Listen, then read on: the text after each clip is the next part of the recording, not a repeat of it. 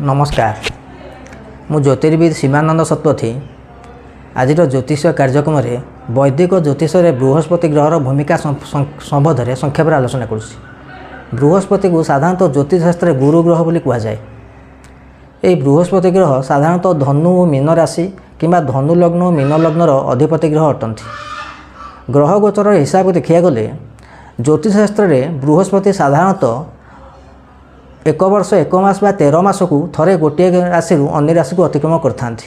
वर्तमान ग्रह गोचर परिप्रेक्षी देखा गले बृहस्पति वृष राशि अवस्थान कर साधारणतः मेष राशि यह द्वितीय बृहस्पति, तुला राशि अष्टम बृहस्पति और बिछा राशि यह सप्तम बृहस्पति बोली धराज। तेबे बृहस्पतिर गोचर जहाँ फलाफल देखाऊना कहीं जन्मकुंडल यार भूमिका अत्यधिक गुरुत्व वहन करए। जो मानक जन्मकुंडल बृहस्पति केन्द्र भाव में थाए यह केन्द्राधिपत्य दोष बोली कहुए।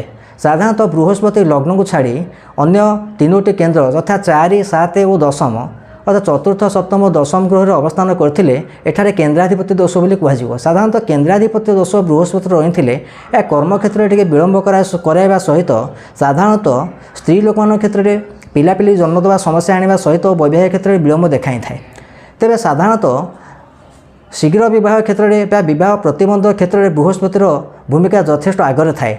जो मानक जन्मकुंडल बृहस्पति पंचम, सप्तम, द्वितीय और नवम और एकादश भाव में गोचर को अवस्थान करते से क्षेत्र में विवाह उपर यार यथेष्ट अधिका साधारण सकारात्मक प्रभाव थाए। तेज बर्तमान देखा गले बृहस्पति साधारणतः मीन और धनु राशि अधिपति ग्रह अटंती, किंतु बृहस्पति तुला लग्न और वृष लग्न साधारणतः गोटे मारक ग्रह बोली साब्यस्त होता है। बृहस्पति प्रति 13 मास थे गोटे घर अन्य गोटे गृह को गोटे राशि अन्य गोटे राशि को अतिक्रम करुला बेले साधारणतः देखा पड़ो जे यह केउं लग्न पर मारक ग्रह अटे कि नाई।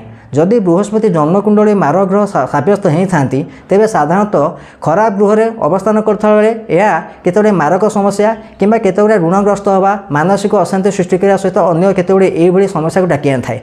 तेरे देखा गले बृहस्पति षष्ठ, अष्टम, द्वादश और साधारणतः तृतीय गृह अवस्थान करते ए क्षेत्र में नकारात्मक धारणा सृष्टि करता और कर्म क्षेत्र में साधारणतः जड़े लोक पछक टाणी थाए। तेरे जन्मकुंडल में बृहस्पति साधारणतः तुला राशि थिला बेले किंबा वृष राशि रही बेले किंबा कर्कट राशि रही बेले केतगुड़ा खराब प्रभाव को डाकी आनी थाए।